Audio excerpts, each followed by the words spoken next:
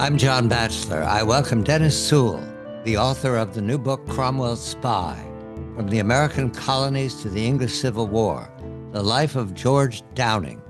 Harvard graduate, first class. It's important here to understand we're about to learn how the New England colonies and the English Civil War were almost the same people, and that the colonies were a vision of the Puritan future, whereas the English struggled with the Puritan future until they reintroduced kingship.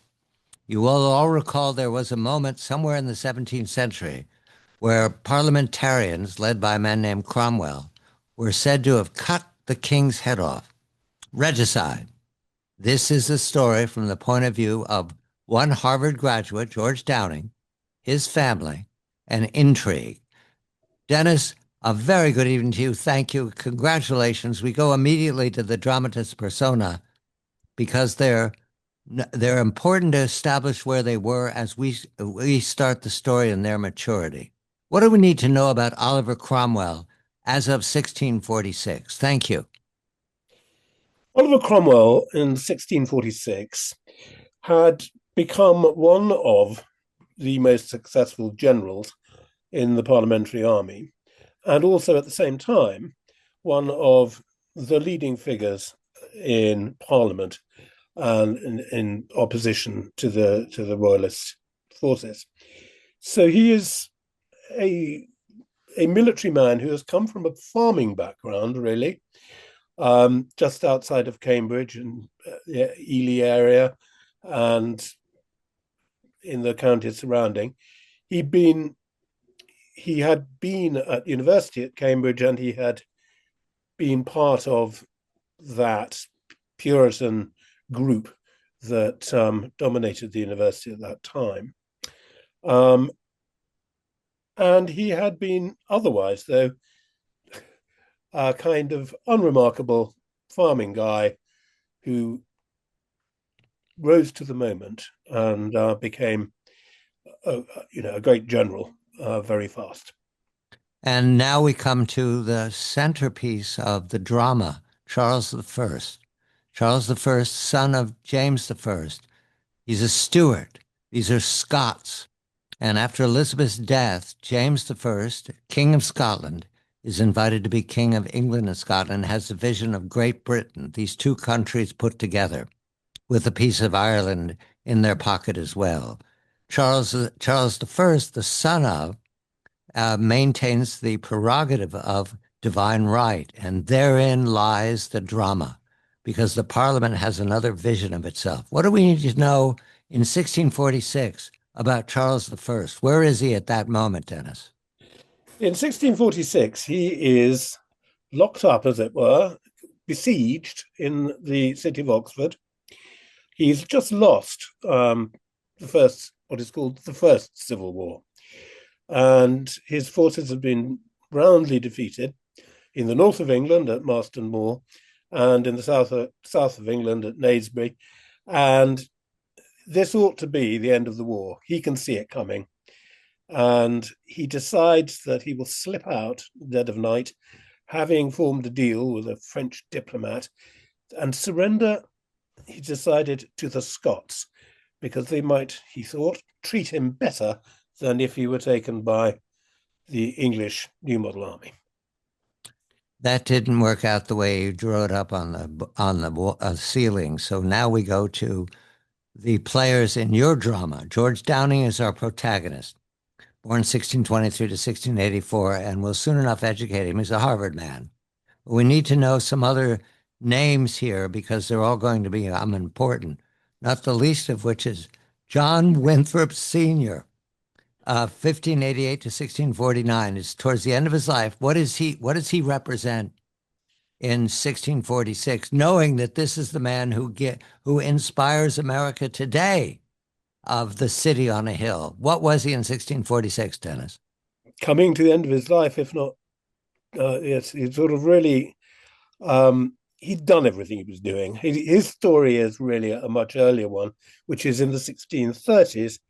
He takes this huge number of the people and draws them to cross the Atlantic and to try to set up a new colony that will be, as he put it, a city on a hill that will be both a perfect social experiment, but also a moral lesson to the world.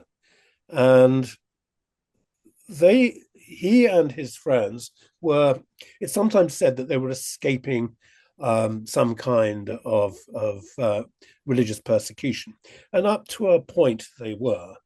But the religious persecution was not as we've learned to see it in recent centuries, and not as bad as was going on at the time elsewhere in Europe. So at that time, if you remember, the whole of Europe is caught up in religious wars between Catholic and Protestant. So what was being done to the Puritans by their fellow Protestants in England wasn't too much. It was kind of more like a series of liturgical microaggressions than real persecution.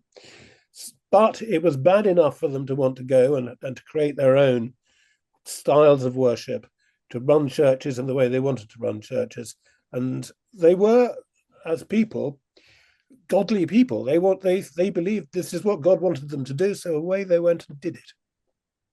And Oliver Cromwell was one of them, now on the side of the Americans, but becoming the side of the rebels, the New Model Army. One preacher in particular is important to our story, Hugh Peter. What do we need to know about him? Now, he was a man who was always in trouble. He had been a preacher in London, and he got in trouble with the bishop. He had to run away. He went to Holland, which was a center of the kind of Calvinistic Protestantism that all of these people were signed up to. You got to see that the Church of England at this time was sort of partly, some elements of it were still very much like the old Catholic Church that it had replaced. And there was this group, the Puritans, who felt that it needed to be purified, that all of these Catholic vestiges had to be driven out of it.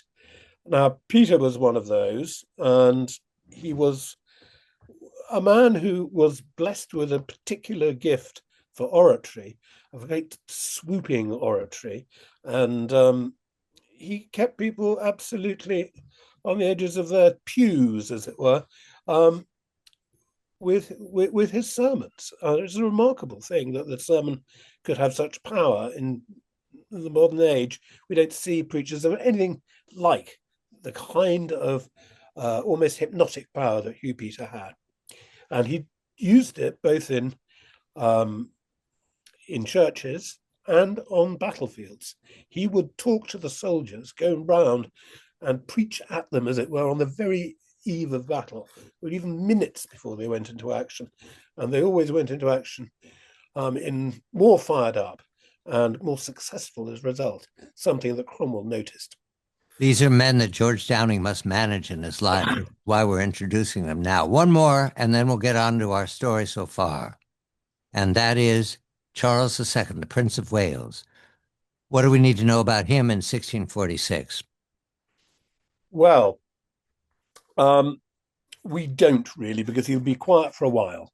It's not really going to matter till after 1649, when his father is executed. But he's sort of in waiting, and he will come into the world, as it were, as a sort of very young, I think 19 years old when he first comes to Scotland, as a young prince whose father has been executed and who is out not exactly for revenge, but he's out for justice, for restoration. Right, Charles II. So he will become a player for George Downing.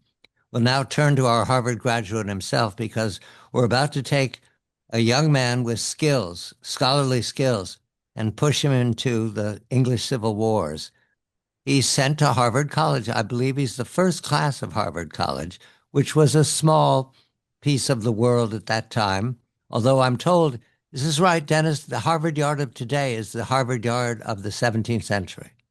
Yes, indeed. I mean, not much. Obviously, the institution's got a great deal bigger, but it's in the same place and it does, in so many ways, the same sorts of thing. And it was George Downing was certainly, as it turned out, a student of sufficient quality that he would, if he had been still in England, no doubt been a great scholar at either Oxford or Cambridge. So Harvard was, to him, the whole point of the people who founded it was they wanted to make it another Cambridge. They wanted it to have the same reputation internationally, and in George Downing and in a number of other people in that first year, they found students of at least as good quality as would be found in the ancient universities in Britain. And the education is anecdotal, but they do have one requirement, and I wish that we'd had it in school. They were required to spend their days entirely in the Latin tongue, and George was good at it. Is that the correct way to interpret his history?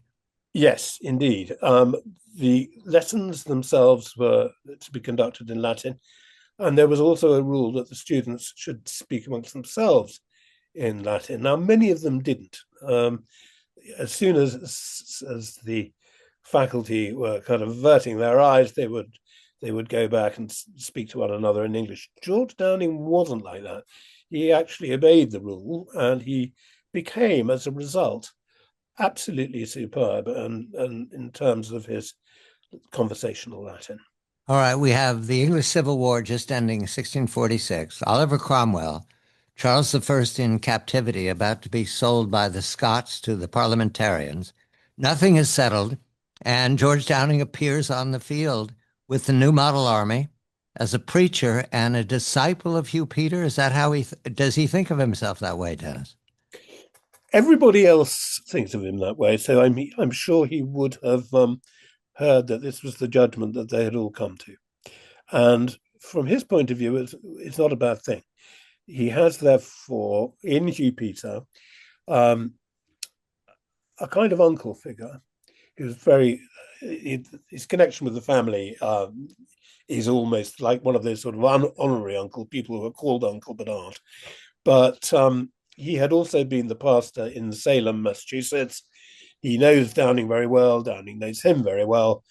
And Hugh Peter now has the ear of Oliver Cromwell, who is one of the more successful generals. He's one of the top two. And so he's certainly somebody that Downing wouldn't mind having as his patron and mentor in England. He becomes a preacher for the new model army, which is the model, which is how Cromwell likes it. But Cromwell's not the boss yet. He is, however, he's a very commanding figure of cavalry, of horse. Yeah. Where does George Downing find a place in the army? He finds a place in working as a chaplain to the regiment of dragoons, and this is Colonel Oakey's regiment of dragoons, and his duties. It's very difficult. It's a little bit more genuinely religious than I'm going to make it sound, but in some ways, his duties were very similar to those kind of political officers that might have been with the Red Army. They are there to keep up the morale of the troops. They are there also to make sure that there is a kind of ideological conformity amongst the troops, and their other duties as clergymen sort of come second after that. The whole country is turning on this question. Are you for the king or against him? There are factions within those factions, but those are the two. That's the big question that everybody's asked. Where does George come down? Because he spent all that time in America. Yes, he spent time in America where, funnily enough, because the king was having such a hard time at home and the Civil War was on its way, the Americans had left England because of this king and because of the sorts of things that he did. So they weren't really warm towards him. But they soon learned that they could live without him. They more or less ignored him as best they could when over there. They made their own decisions. They ran their own country their way. They'd been very canny about getting the right permissions and rights to do that. And they'd been able to build a society without him. So George Downing would very much have been one of those people who'd been able to say, not only can we, but I know we can live without him. There's nothing yet. We've not given away anything yet about Downing turning into a scoundrel and a turncoat and a deceiver and a cold heart. None of that is here yet. This is a young well, man. there's a hint. There's a hint. Well, we're about to put it into action. And well, just before he gets back here for 1646, he's just been on a very kind of lightning tour of the Caribbean. And his letters from the Caribbean show what you might say was a cold-blooded and immensely ruthless view of slavery and the conditions slaves were put under in Barbados in the sugar plantations. He sees it as a lesson that he tells his friends excitedly they should all follow. That what all of them should be doing really is buying slaves at the moment because they work out financially so well. This is demonstration that the American colony that we know as the New England colonies, Massachusetts Bay, was English, and it was deeply involved in the fate of the English countries, the English people, during the civil wars that went from Charles I to Charles II. And somewhere in between were the Puritans. And the Puritans, you have to consider, were very much like the New England Puritans, and the English Puritans were very much the same. In England, they had taken up arms against the royalists, the people who supported the kingship. In America, not so much, but our protagonist is George Downing, who as a preacher joins the new model army of Oliver Cromwell. He's a Harvard graduate, and yet at the same time, he has skill sets that they're going to learn and explore. Dennis, you wonderfully recognize Oliver Cromwell was a talent spotter. What did he see in George Downing? He saw in George Downing somebody who combined absolute ruthlessness with very, very high intelligence. And in a strange way, was also plausibly a godly man. Certainly, he had godly rhetoric. He knew all of the right things to say. He had a background. He was steeped in religious language, and he was therefore able to give the impression that he was both, as it were, capable of doing anything, but on the side of the angels. Edinburgh, January 1650, the first sighting. And Dennis is putting together a spy story, you understand. They don't build monuments to spies. That's not what they're for. The first sighting of George Downing. What did you see? What do you see, Dennis? Well, what you see is one of the most remarkably quick successes of any young man in any profession. And the profession of espionage is a very difficult one. So he is sent off there, very young man with no experience. And within months, he has managed to get himself into not just, into the company, but also very close to four, really, of the top people running the country, the Scottish government, essentially. And particularly in one case, into the very close circle surrounding one of their wives, who is herself, as it were, the social chatelaine of Edinburgh at the time. So he's on every party list. He's trusted with everything. He is gossiped to, and not really gossiped about. They don't really grasp that he is sitting there taking very careful notes of everything they tell him, whether those things are the meetings of the politicians in their cabinet or the things that are being said about them in the salons of the city. The Civil War now, this is the Second Civil War. Oliver Cromwell, watch now, in the Civil Wars, people switch directions all the time. You can't take just one flavor when it starts. Scotland has been an army that took hold of Charles and then sold him to the parliamentarians. Scotland is a threat to both the New Model Army, the independents, Oliver Cromwell, and to the royalists and to Parliament. He's a threat to all three. So it's the New Model Army that takes on its job of defending England. And George Downing is working for Oliver Cromwell. And he's not tempted to switch sides at this point. Is that correct, Dennis? He's not at all tempted to switch sides. What is happening here is, although we see it and have to label it in terms of nation states, not of nation states, but of nations, what it's really about is religion. And what is happening is that the Scots, who are Presbyterian, Calvinist, are in many ways in league with the Presbyterians in the English Parliament, who are the majority. But what they despise are the Baptists and the Quakers and the Anabaptists and the others who are in the middle, who you might call who call themselves the Independents. You probably know them as Congregationalists in the United States. So those were the Independents. They were Cromwell's party, and Cromwell's party were in the centre. To one side of them, there were all these nonconformists like the Baptists. On the other side of them, there are these rather conservative figures, the Presbyterians. And the Scots and the Presbyterians are linked up. Cromwell did not want that linkage to take effect, to take hold. The deal was going to be that they were going to make peace with the king. And the king's side of the deal was that he was going to introduce Presbyterianism as an experiment in England as well. The Scots and the Presbyterians were going to make peace with the royalists. Yeah. Right. Charles being a Scot, so that's important to them. Up to a point. He can call himself anything. Actually, one of the interesting things is that when all this is over, he never goes back there again. Yes.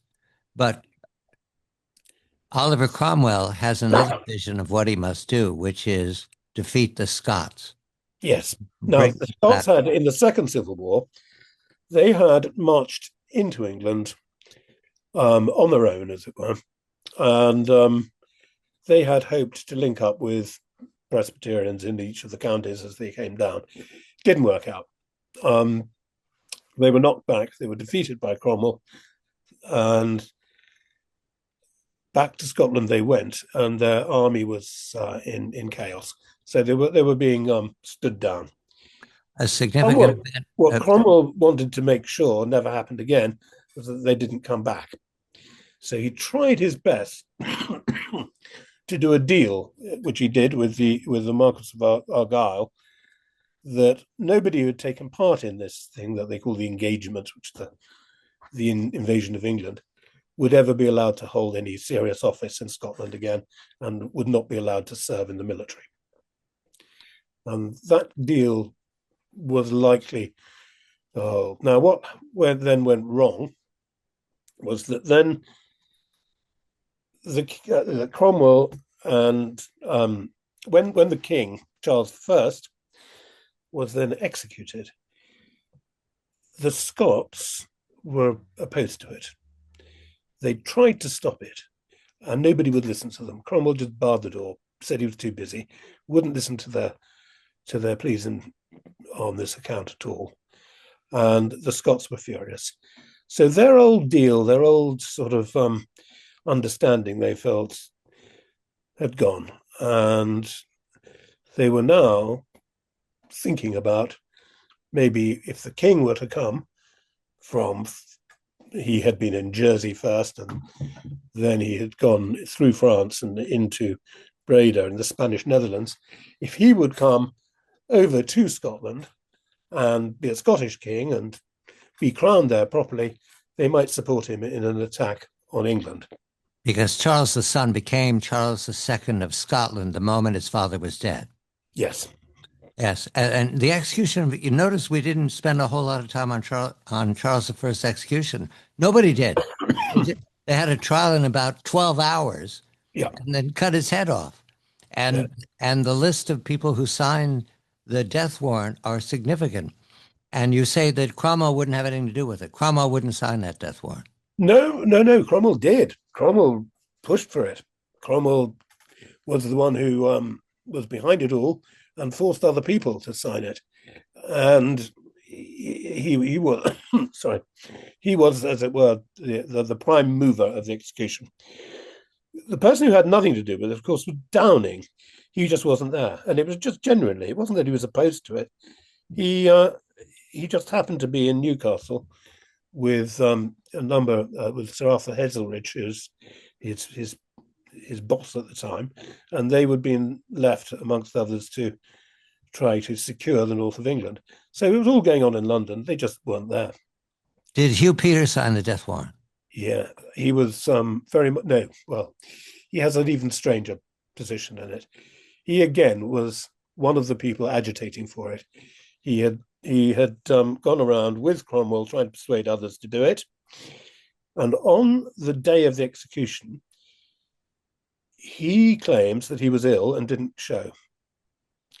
And the royalists say, yes, he was. He had dressed up in a mask and was one of the people who actually undertook the execution. Now, over the years, this has ebbed and flowed. Was he really one of the executioners? Nobody really knows. I think probably the odds are that he wasn't, and that he was just genuinely ill. But nobody can be sure. If he'd had half a chance, he would have been. Why this matters to me is that these men and their decision making in the 17th century very much influenced the education of men we will call founders in the 18th century in America. They all know this history. John Adams writes of it. It's a quote in Dennis's book. This is what happened when Parliament took control of the government away from kingship. You will recall that is a major component of the rebellion in the 1770s from Parliament. They're rebelling from the king. Thomas Jefferson condemns the king, not Parliament, though he could have condemned Parliament as well. So all of this is inspiring and educating. We now have a dead king and no certainty about who's to lead the country. Cromwell can be regarded as a king. Instead, they have another name for him.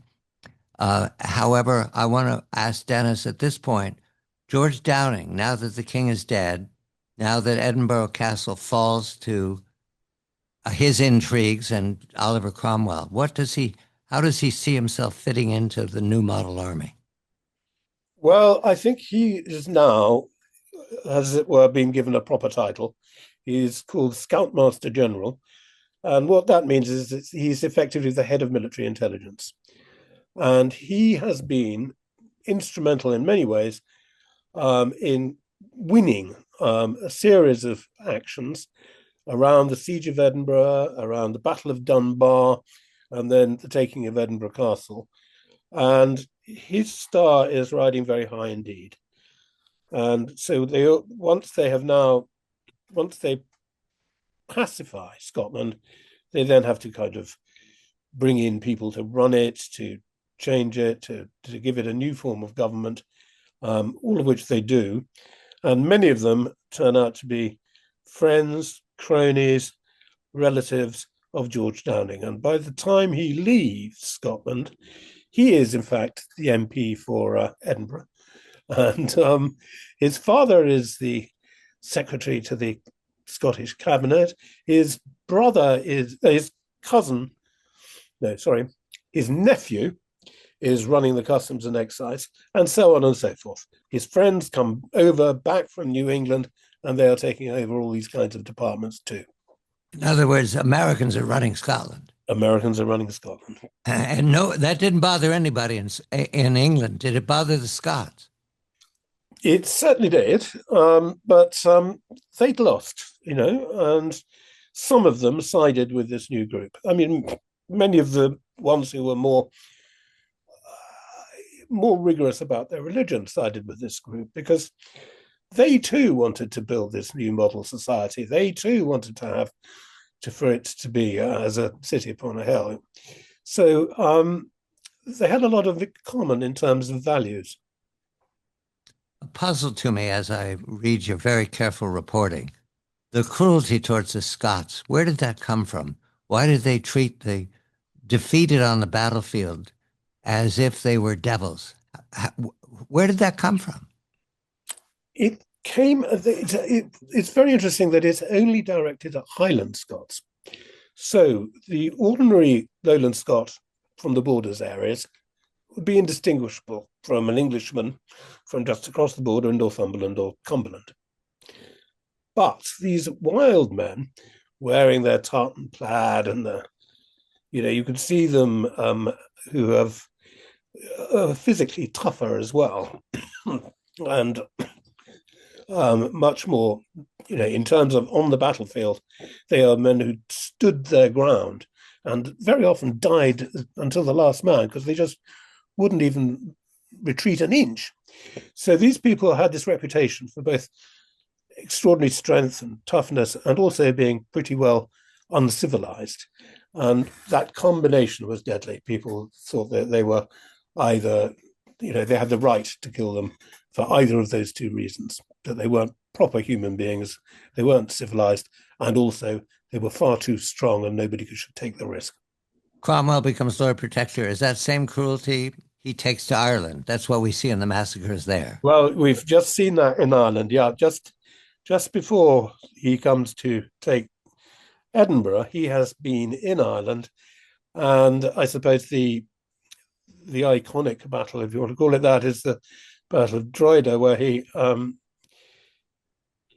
everybody's massacred. I mean, right. They just took, when they say they gave no quarter, off the page you think, well, what does that mean? But actually, what it meant was they massacred all of their enemies and the civilians too. Here we are then with Lord Protector and George Downing. What is now that the army is victorious at the end of the Third Civil War? Well, we call it the Third Civil War. What is George Downing's opinion of where he's now? Because you mentioned he has an ability to acquire property and make himself well-to-do. Yes, Downing has made an enormous fortune, and he's made some of it by dabbling in a kind of secondary market connected with the land and homes and castles and so forth owned by the royalists that have been captured and seized.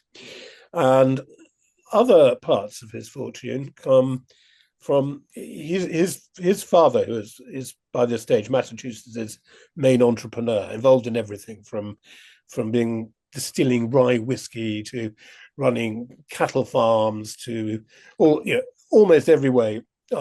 Emmanuel Downing. Emmanuel Downing has a finger in every pie, quite literally probably, because he certainly had owned a monopoly of all the ducks that were sold in the butchers. So he was a man who was very much involved in every aspect of business, including a metalworks. Now, the metalworks needed labour, and suddenly, after the Battle of Dunbar, it got it because George Downing was in a position to make sure that boatloads of Scottish prisoners of war were shipped straight over to Massachusetts to work in the ironworks. And later on, after the Battle of Worcester, which finally brought an end to the English Civil War,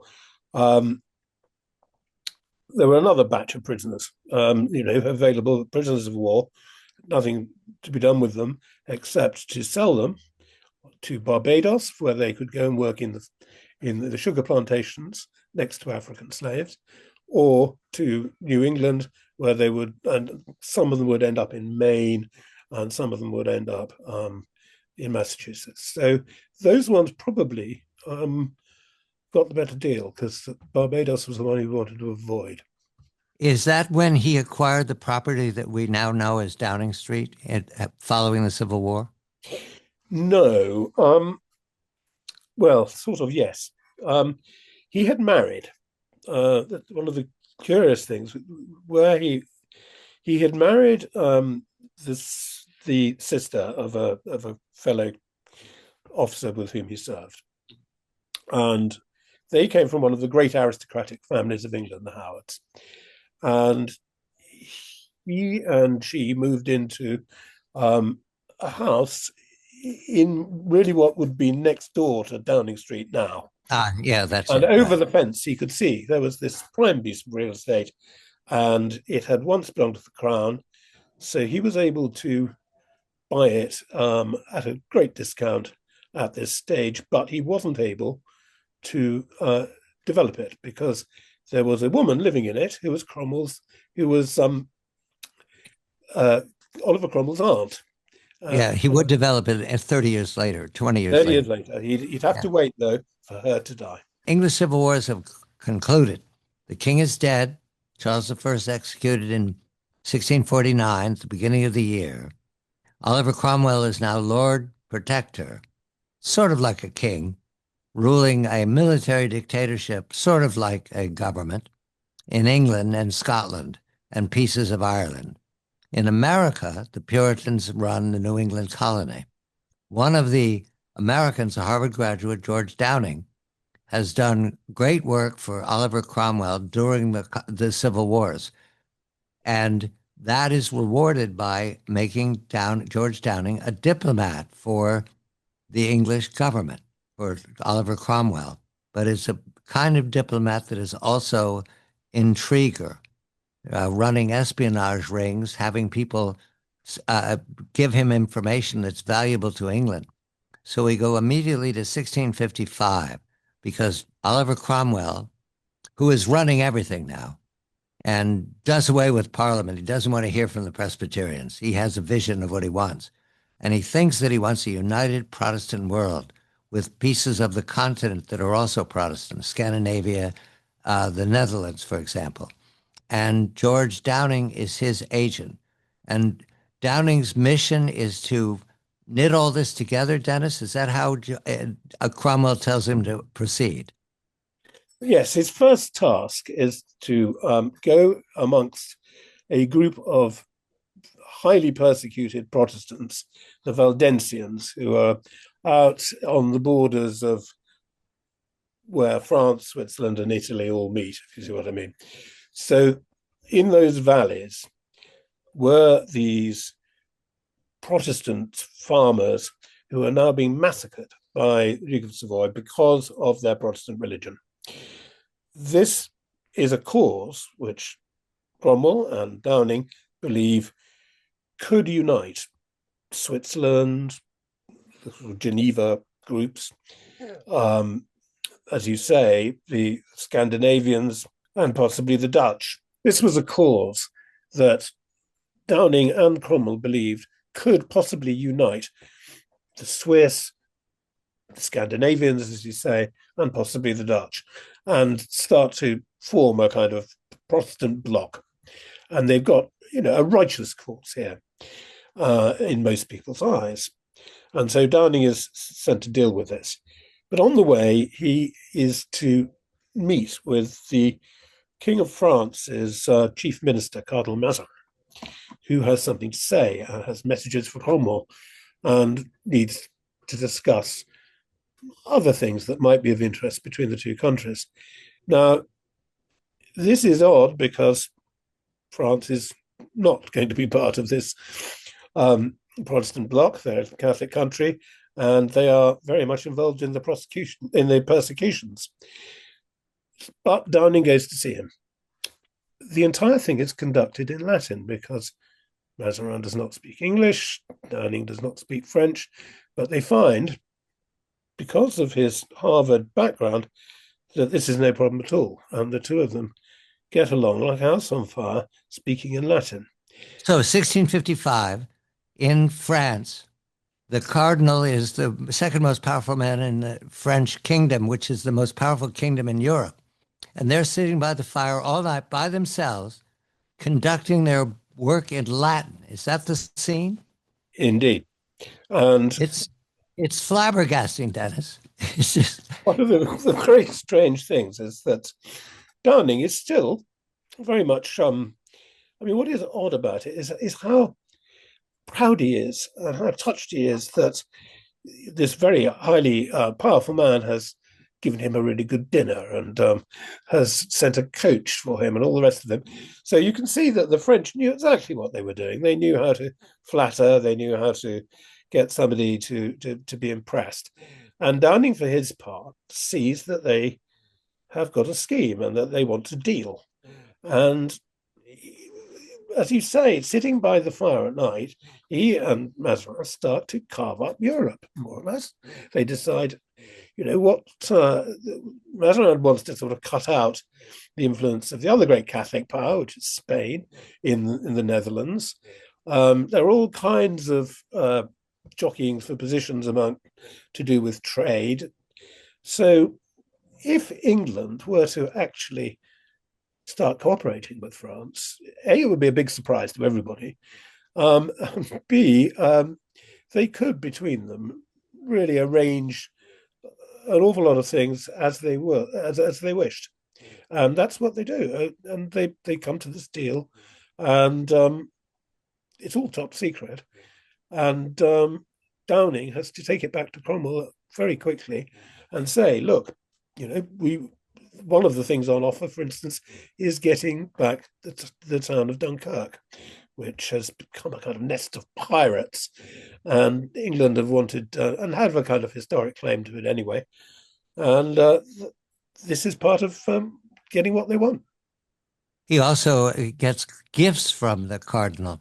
Cardinal gives him the understand there's a mole in Cromwell's navy. Indeed. Uh, Cromwell, Mazarin has spies everywhere. Yeah, and everybody seems to have spies everywhere at this moment. Yes. It is an extraordinary thing. And he is just given, as it were, the name of the spy. Meanwhile, funnily enough, even in that same moment, what is going on in the exiled English court is the exiled English court isn't in the same place for very long. And so sometimes they're in France, sometimes they're in Spanish Netherlands. This is Charles II and his entourage. This is Charles II and his gang. Sometimes they're in Belgium and so on. So they're moving around in different places. But at one point, they're at Cologne. And what we find is that a spy that was working not for Downing, but as it were, with Downing. Comes from the same. He was recruited by the same department. Downing knows of his existence. Downing, going on his little trip to the Valdensians and going through France, is anxious that somebody might attack him or kill him. And he checks with the spy in place in the royal court, in Charles II's court, and says, have any of Charles's people got it in mind to kidnap me or to kill me or to assassinate me? And he gets the answer, no, you're clear. They haven't said a word about it. So Downing goes on his trip, encouraged that he will be able to do so safely. That spy, however, gets caught. And his name is Manning. And he is just taken out into the woods outside of Cologne and shot in the head. A detail here about what is offered by Mazarin. It reminded me of the non-aggression pact between Moscow and Berlin. It's two people who should be at odds with each other, all of a sudden coming to terms with each other, which becomes the Treaty of Westminster. But that drives away the other Protestants. Is that what Cromwell wanted to do? Well, in a way, it was the Cromwell felt it was their own fault for not really jumping when he said he gave them the opportunity. None of them had been too keen. They were all mealy-mouthed. They didn't join to form some bloc. They didn't rise to this point of principle. Cromwell was the only one who really gave any huge amount of money to these poor people who'd been suffering and being persecuted. Nobody else came along. Although they may call themselves Protestant, they didn't show any solidarity. So Cromwell was sort of fed up with them, really. And he had his eye on he could see that the real thing blocking Protestant unity was the fact that the Dutch were so incredibly successful in trade, global trade. They were the supreme trading power. And he thought it was time to knock them off their perch and for England and its navy to take that accolade from them. And Downing at this point is an official diplomat, though he also acts as a spy master. He has spy masters. Is it Thomas Scott or John Thurlow who's his spy master, who's his commander at this time? At this time, it is John Thurlow. Thomas Scott had been his master beforehand, but he had turned against Cromwell when Cromwell decided to make himself into the Lord Protector, and he sort of walked away from it all. Thurlow, very much like Downing, of similar minded, was now Secretary of State. He was running everything: foreign policy, espionage, and really he became the supreme advisor to Cromwell on every subject you can imagine. So he was always at Cromwell's side, and he was really, in political terms, indispensable to Cromwell and hugely influential over him. And Downing is number one agent? Does he? Downing is one, probably, or one or two, yes, in the pecking order. He's certainly very close to Thurlow. They write to each other daily almost, and Downing is really getting his orders directly from Thurlow and helping shape those orders by return with his advice. I did not know of George Downing before I read this book. He's a secret agent for the Lord Protector and his Prime Minister, John Thurlow, in the period of time between the execution of Charles I and the restoration of Charles II. That's 1649 to 1660. In that period, England is all a hooey with religious excessiveness, inspiration, sometimes called, as Dennis does in his book wittily, roving cranks. Now, we have the Treaty of Westminster. All seems well with France. What is the opinion of the military dictatorship that's now ruling England? Is it welcomed by everyone, or is there tension, Dennis? There's a tremendous amount of tension, really. The people are getting fed up. The people are now beginning to get fed up with religious enthusiasm generally. They've had this most terrible war that's killed very, very large number of people. The toll it took on every family in the land somewhere has probably suffered one or two people, members of the family, dead. They just want peace. They don't want to be paying for armies to come and stay. They don't want to be made responsible for feeding horses and soldiers. They want everybody just to go and have a period of economic boom and peace and quiet. And however, they don't have a very clear way of how they're going to get that. What we find also is there are other countries in Europe that are doing better than we are. And so George Downing, sort of his pitch is that being sent to The Hague as ambassador to Holland, he will find out the ways in which the Dutch have managed to make themselves the great merchant princes of Europe. And he will take notes and find ways in which England could oust them from their premier position and become the great trading nation itself. And is that a conversation he has with Thurlow and Cromwell, or is this George's idea of the future? No, it's a constant thing that he talks to them about and they talk to him about.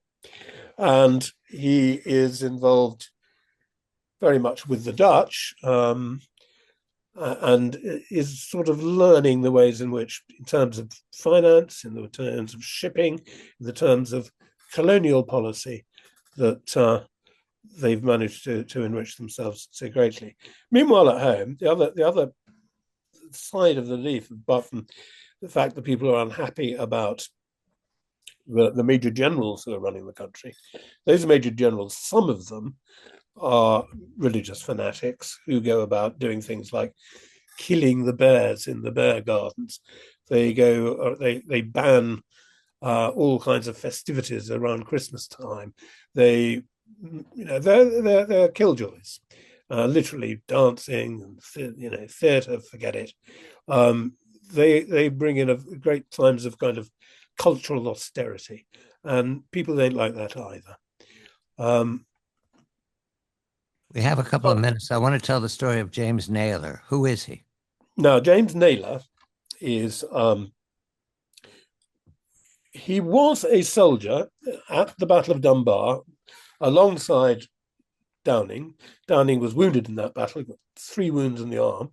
So the sort of former brother in arms, literally, who were both wounded on the same battlefield. He's a Quaker. He becomes a Quaker, and he goes back to his town of Bristol, and he enacts a sort of tableau in which he walks in on Palm Sunday on a donkey. He's mounted on a donkey as if he were Christ. Now, this outrages the citizens of the town, who say that this is blasphemous. He's arrested, taken to London, and tried at Westminster. Downing, I should add here, is not only a diplomat and a spy, and still, in fact, the head of military intelligence, but he is also a member of Parliament. He's a politician as well. And he gets himself a place trying Naylor on a panel of members of Parliament.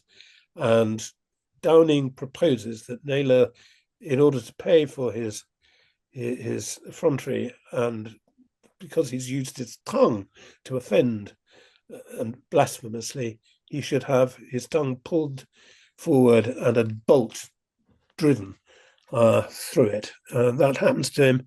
He's then put in stocks, and he's then whipped through the streets of London. Isn't it savage treatment? And that cruelty is Downing's idea, correct? Yes. Now, Downing, it must be said, comes from, as you know, from Massachusetts, where Right. they just can't bear Quakers. And Downing's uncle, who's the governor of Massachusetts, John Winthrop, he, back in the day, he wanted to have all Quakers executed, basically, and they had no time for them at all. And Downing sort of inherited a great deal of that. This is the life of a man named George Downing, who graduates in the first class ever from Harvard College, and then spends the rest of his life becoming a spy, a diplomat, a rogue, a well-to-do, a man who acquires property. One of those pieces of property is named for him, Downing Street, and you might recognize that because there's a very famous address, number 10 Downing. That's the Prime Minister's residence, and that is Charles Downing. So George Downing. So what happens next after the Civil Wars, after Oliver Cromwell becomes Lord Protector, after Mr. Downing, George Downing, our American, sort of, becomes the number 1 or 2 agent for Cromwell's England, and then succession crisis, 1658, suddenly the Lord Protector is dead. Is this alarming to our protagonist, Dennis? Yes, I think it is initially something of a shock, but he's a man who adapts incredibly quickly to any kind of misfortune, and he finds out if his patron has died, who is the next patron going to be? He's pretty well in there like a shot. What happens in this time is that Oliver Cromwell dies of a mysterious condition. It's probably sepsis or something similar to that. He is carried away very fast, and the body, for some reason, cannot really be buried in the normal way, and it cannot be preserved in the normal way because it is already it smells too bad.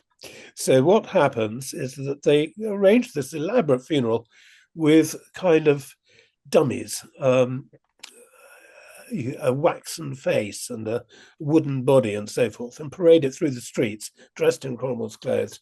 And the entire country goes through a period of mourning, and they go, as they do recently with the royal family, to Westminster Hall, and there is the body under black cloth, and everybody pays their final respects. Actually, it's not Cromwell. It's a dummy.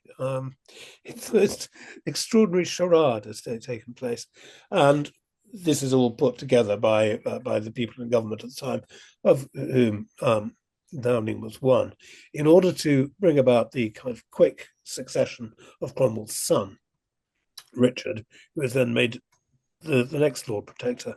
Now, he has really no qualifications for this except the fact that he is Cromwell's son, because he has no experience either as a soldier on a battlefield or as a politician. So it is either going to work because the men like Downing and the people around him are going to really be running the country, or it is going to fall to pieces. Right. So what we have is a military dictatorship that no longer has anyone at the head. We have competing factions. Downing, at this point, is looking at his future, his fortune, his family's fortune, and he's unsure of Richard. He doubts Richard. Is that when he begins to think of the other side? He does support Richard, but he can see that Richard is being undermined by the army, who are immensely powerful. Downing knows the army. He was in it. He was the chief of intelligence of it, and the people running it are people that he has served with in battle, but he doesn't really get on with them. And then what are the other options? The other option, as Richard is edged aside, and there is chaos, and there is a certain degree of competition between people who just want to go to have a conventional republic that they want to sort of model on the Venetian Republic, or there is talk of amongst the population at large of, well, why not bring back the monarchy? Why not bring back Charles II? He's never done us any harm. Perhaps it would bring an end to the war, and it would bring an end to chaos, and people begin to think about it, perhaps for the first time. Now, the most extraordinary scene I've ever read in English history. Charles II, Charles II of Scotland. He's the King of Scotland, but he's in Europe. Charles II thinks about going back and leading his army. And one night, a beggar man appears before him at an inn. They've stopped at an inn, I believe. You help me here. Yes, they are in Holland. They're just a few miles south of The Hague, near a large country house in which Charles's sister lives. She is married into the Orange family, so the Prince of Orange. And so she is a Princess of Orange. And Charles isn't allowed in the country, but through a treaty with Cromwell, the Dutch have agreed that he and other members of the royal family can't come in there. But he sneaks in, and he's traveling light, and he's traveling with just really one aide. And they put up at an inn, him and his courtier. And suddenly a beggar man appears out of nowhere. A man in a beard and in rags appears at the door and introduces himself as Cromwell's ambassador at The Hague, whips off his beard, sits down, and proposes that he will provide lots of state secrets and help from inside the establishment if he could be guaranteed to keep his job. Essentially, he wants to stay as ambassador to Holland afterwards, and he wants to continue on his life's work of trying to do down the Dutch. So that's the deal he proposes. Now, whether or not this actual story is true, we don't know. in the other half of the story is that he tells the king that there are two assassins up the road and that they're plotting to murder him, and the courtier is sent out to look, and yes, sure enough, there are two dangerous-looking individuals loitering by a tree with swords, and so maybe they are. Um, there are other variants of the story that are more plausible, that he essentially put the same deal in different ways through diplomatic channels or through another secret meeting with one of the king's chief courtiers. Nobody's entirely sure, but there is a third one, which is used perhaps as cover or maybe the actual way, which is that Downing has seized the papers, compromising papers, from a man who worked as a kind of master of horse to the Princess of Orange, who has been having an affair with one of the king's former mistresses, a mistress indeed who the king had a child with. So there is a kind of royal baby, illegitimate, in the hands of this woman. This officer has had an affair with her, and all of his papers have fallen into Downing's hands, giving him enormous blackmail power, both over the individual and in respect of the king and the royal baby. What then happens, according to this other treaty, is that he says to this man, I've got you. I've got these papers. You must do what I say. And what I say is that you must go to the king and argue my position and tell him that I will help him if he will make certain guarantees to me about my future. And this time, we know that this sort of might have happened because there is a reply. One of the king's courtiers writes back and says, Majesty has got this letter. He's very pleased that Mr. Downing wishes to return to his duty, and he's saying that he'd not only be willing to forgive his past actions, but he would reward him for anything that he was able to do by way of providing secret intelligence and so on. And Downing has put into this pitch that he himself had never really meant to cause the king any displeasure, that silly ideas had been put into his head in Massachusetts, and that these foolish notions that the Puritans had infected him with had been the cause of it all, and he now repudiated them utterly. Yes, I want to read from the letter about the king back to Downing. This is the man who's going to be Charles II of England. The king was pleased to show me your letter to him of the 5th of this month, he writes to Downing, containing the discourse Mr. Downing had with you, to which he commands me to return his answer, which is that having nothing more in his thoughts and wishes, that to become, according to his duty and the principal author of the peace and happiness of his people, next after God, he, the king, is prepared to receive and encourage all persons that in their respective capacities and conditions shall be able and willing to contribute towards so happy a work.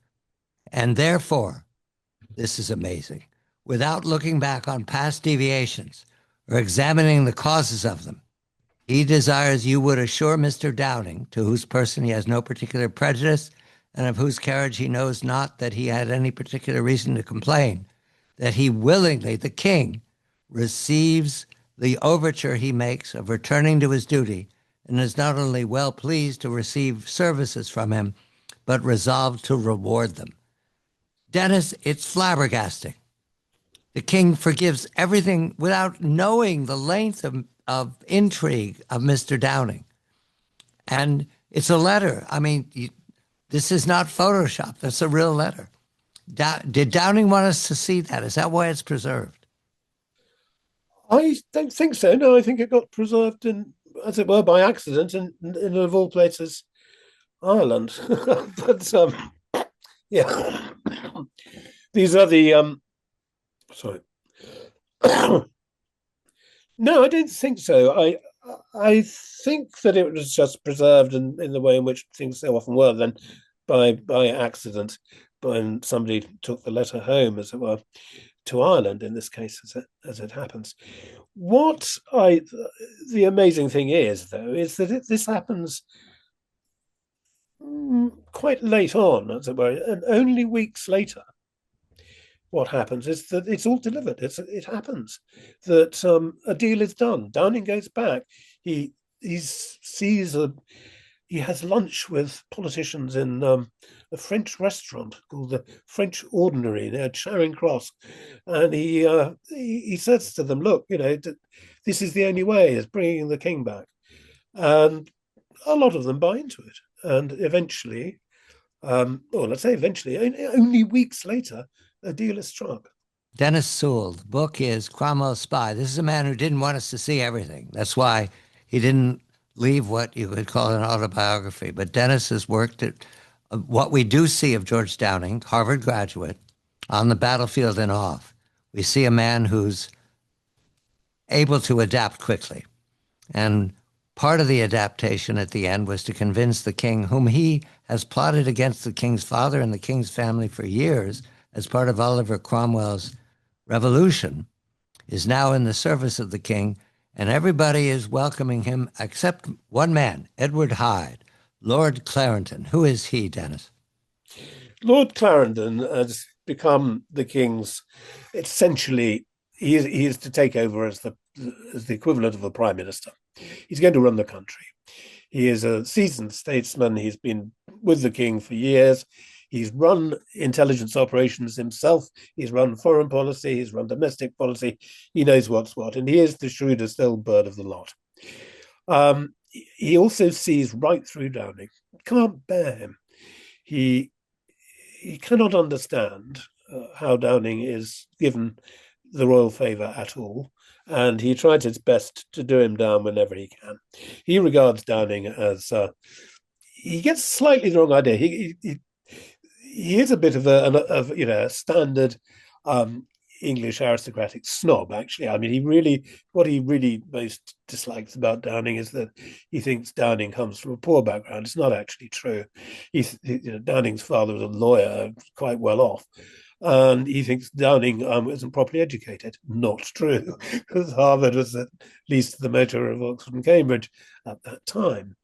And he thinks that Downing is essentially a kind of jumped up man from the provinces or even worse, the colonies. And he despises him. We're now at the Restoration, and that means revenge. And you understand Downing has gone from somebody who's suspect to somebody who's trusted.